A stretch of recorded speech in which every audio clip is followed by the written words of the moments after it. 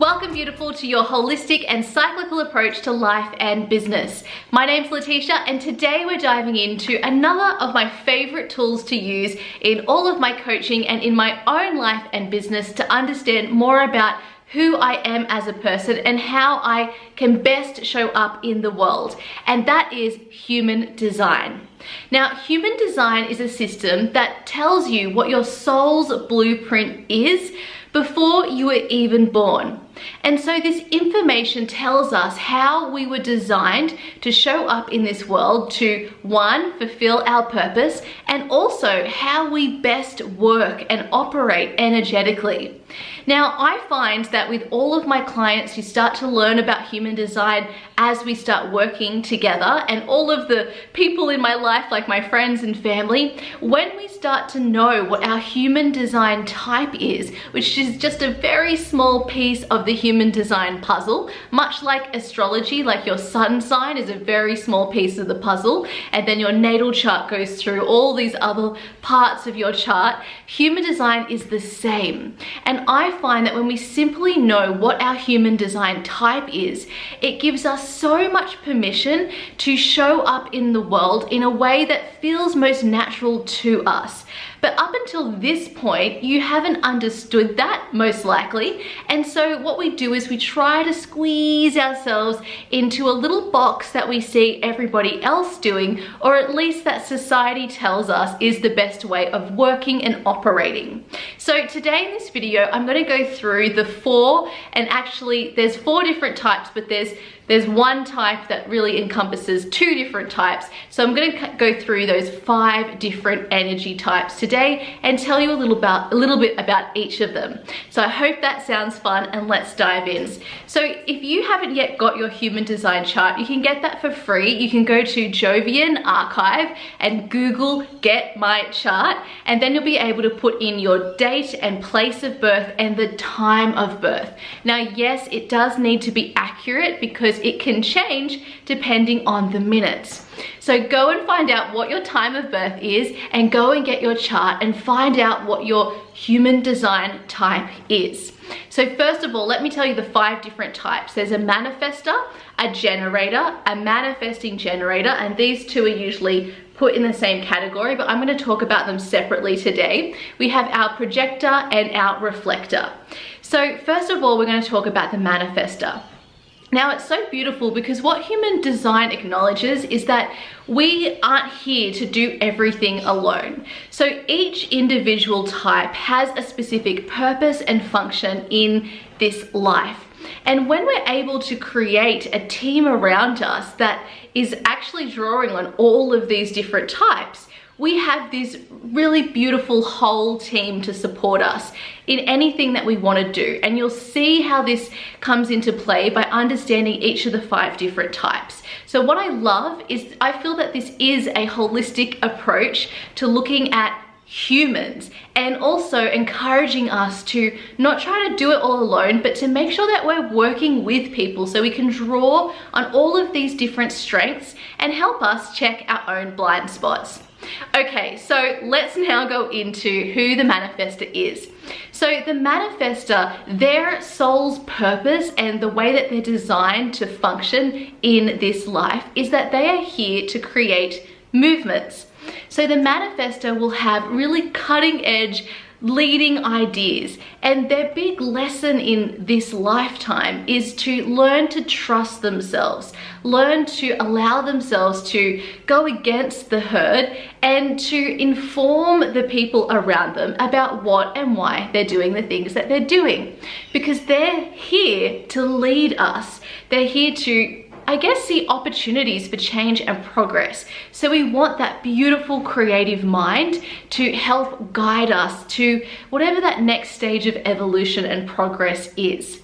Now, it's so interesting because the manifestor typically doesn't have the same source of generating their own energy, so being people that generate their own energy from the inside out, as the next type that I want to talk about, which is the generator. So they have these incredible ideas, and then we have the generator who is here and they generate their own energy. So these people really are our workers. They have so much energy, and so many of the other energy types feed off that energy. But the interesting thing about the generator is that they'll only be generating that energy and will only be able to draw off and thrive off their energy if they are doing things that they love. Now, this is difficult for a generator because one of the lessons in their lifetime is to understand that their strong sense of duty that they feel is actually often coming in conflict with what their own priorities and desires are. And so the lesson to learn is that they need to first and foremost put themselves first before they can serve and be of service to others. So as long as a generator is doing the things that they love and then showing up in that space and saying no to the things that they don't love, or at least trying to tweak things so that it's something that is more enjoyable for them, this actually serves all of the people around them, because then they're beautiful and sparkling and everybody else gets so much energy from them. Plus, they can generate so much energy, so when they're doing something that they love, they are really, really doing it. And so their output, their creative output, is so much higher as well. So then we have another type, which is like the generator, but they are slightly different, and this is my human design type, and it's the manifesting generator. Now, it's interesting because the manifesting generator is a little bit manifestor, a little bit generator, and depending on your chart, that can show up differently for all manifesting generators. But the real function of the manifesting generator is that we have been given so many different interests, and our role, function, purpose in life is to follow all of them. So if you're a manifesting generator like me, you've probably felt quite a pressure to just pick something, especially when it comes to your work or your career. Now, this is not how we're designed. We have been designed to follow our many different interests. And what I've observed is that, different to the generator is much more committed to a focus or one thing. Not that they only do one thing, but they are much more committed, whereas the manifesting generator can, bounce around all over the place.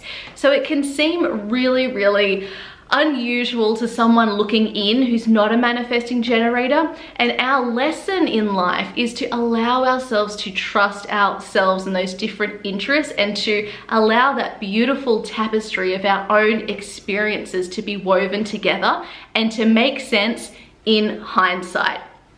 Okay, so then we have our projector. And actually, I should have spoken about the projector before I spoke about the generator, because as I see it, the projector really comes after the manifestor.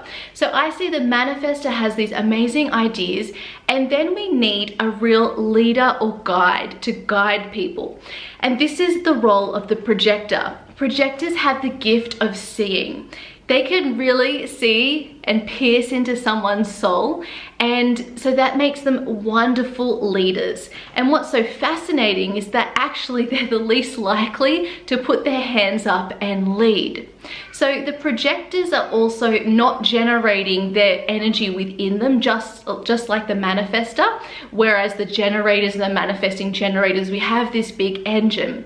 So the projectors are like the birds, is the way that I've heard it described by the beautiful Jenna Zoe, and I love this description, looking down, and not as in with their noses turned down on everyone, but looking down from this high vantage point, and because they're able to see.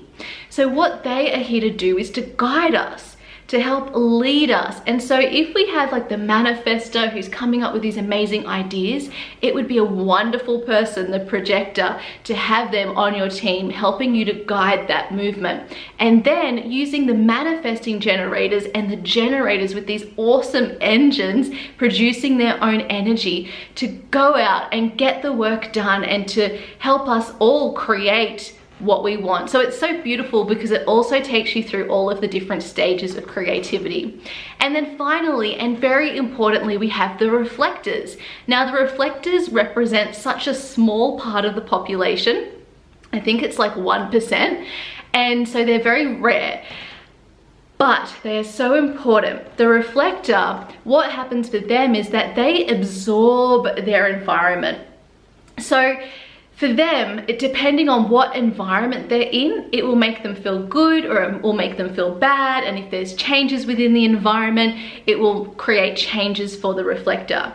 So what they have to learn is to notice how they feel in certain environments and allow themselves to leave when they don't feel good and allow themselves to stay when they do feel good. Now, how this helps all of everybody else is that we can see how they're functioning in that particular environment and decide whether that might be good or not good for us as well, or show us where something's like working out well or where something's not working out well. So then it can tell us where we need changes to, which is super, super cool. So these are the 5, but really 4 energy types in human design. And when you understand just this very, very simple snippet about your human design type, it really usually resonates with you on a deep soul level, and you feel that you have permission to show up in the world as you really are, which is super, super cool. So let me just tell you a little bit about how this has shown up for me in my life. So since I've learned that I'm a manifesting generator, it has explained so many things. My biggest struggle throughout most of my life was trying to commit to one thing. So I was interested in so many different things when I studied at school, and I've always remained that way, but I kept trying to search for the one thing that I was passionate about. And it was only when I released myself from that I started to create a beautiful tapestry that I talked about before, where over time things started to make sense. So for instance, I followed my interests, so just what inspired me or what I felt curious about or what felt fun and joyful. And I started off going on my own personal development journey and learning all the things I could about mindset, about self-discovery. And then that led me to learning more about spirituality. It led me to learning about my menstrual cycle and my body and physical health and my home space and my creating a capsule wardrobe, living intentionally, living purposefully. That led me to learning more about finding purpose. And then that led me to learning more about working with my masculine and feminine energy, about creativity, which then led me to starting my own business and serving other people in business and finding purpose and in life coaching and all of these beautiful things. And then I've also been interested in yoga and astrology and all the things. And today, as a holistic life and business coach, this makes complete sense, because all of these different tools that I have in my tool belt, I'm now able to fuse all together to provide a service that gives a beautiful overview to a person of how they can also show up in the world in this holistic way, taking care of all of the different areas of their life, drawing from a whole different range of tools, because simply I followed my interests. So for me, that's been super important. Another really important thing I've learned about being a manifesting generator is that my energy is here to be big. I'm here to be seen, to shine. We all are here to be seen. The manifesting generator, like me, tends to feel that we're too big, that we need to hide, that we need to rein ourselves in. We just need to focus on one thing and we need to hide and be a little bit smaller. And that is not how we're designed. We are here to really guide the way when it comes to, enjoying life, tasting all the different amazing things that life has to offer, and showing people about that full range of emotions that we can all experience as humans, and also all the different levels of fun. So this has changed the way that I approach my life, because I gave myself permission to just keep following my interests, and that has led me to this work that I do today that I could never have possibly planned. So if you're interested in finding out more about your human design, make sure you start by getting your human design chart, and you'll be able to find, I'll link it below. I've got 2 podcast episodes all about human design, one where I'm taking you through an overview and another where I'm interviewing one of my beautiful friends, and he's also my personal human design reader, Tim Brainard, and I'll also link that interview with Tim below too. So definitely check that out. And if you're interested in learning how to create a business using your human design chart and your human design type, then please feel free to get in touch, because this is a very important piece of the work that I do. Okay, everybody, I hope you enjoyed this, and let me know in the comments below what your human design type is. Mwah! Bye!